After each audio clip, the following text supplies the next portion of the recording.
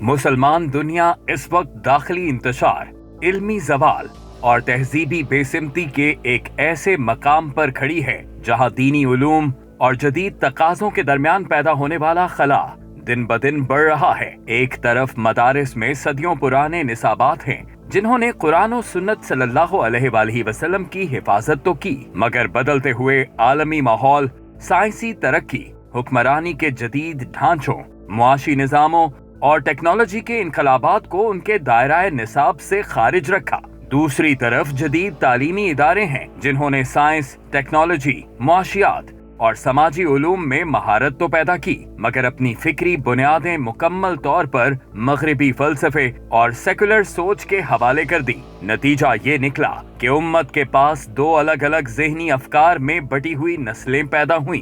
एक दीन की गहरी समझ रखती है मगर दुनिया के जदीद निज़ाम से नावाकिफ, और दूसरी दुनियावी महारतों से आरास्ता मगर अपनी रूहानी और तहजीबी शनाख्त से बेखबर। ये फासला सिर्फ इल्मी नहीं बल्कि अमली मैदान में भी नुकसानदेह साबित हुआ है। जैसा कि आलमी ताकतों की बालादस्ती, मुआशी इस्तेहसाल, सोशल मीडिया का ज़हनी इंतशार, मगरिब ज़दा टेक्नोलॉजिकल सुपरमेसी और तहजीबी यलगार, इन सब का सामना ना मदारिस की मौजूदा तरबियत कर पा रही है और ना ही जदीद यूनिवर्सिटियों की सोच। मदारिस में वो महारतें पैदा नहीं होती जो आज के हुक्मरानी के पेचीदा निज़ाम को समझ सकें, और जदीद इदारों में वो फिक्री ताकत मौजूद नहीं जो इस्लाम के जामे निज़ाम जिंदगी को बुनियाद बनाकर कोई नया रास्ता दिखा सके। मसला ये नहीं कि दीनी उलूम पसमानदा हो गए हैं या जदीद उलूम दीन से बेताल्लुक हैं। असल मसला ये है कि इस्लामी फिक्र और जदीद तकाज़ों के दरमियान रब्त पैदा करने वाले इदारे,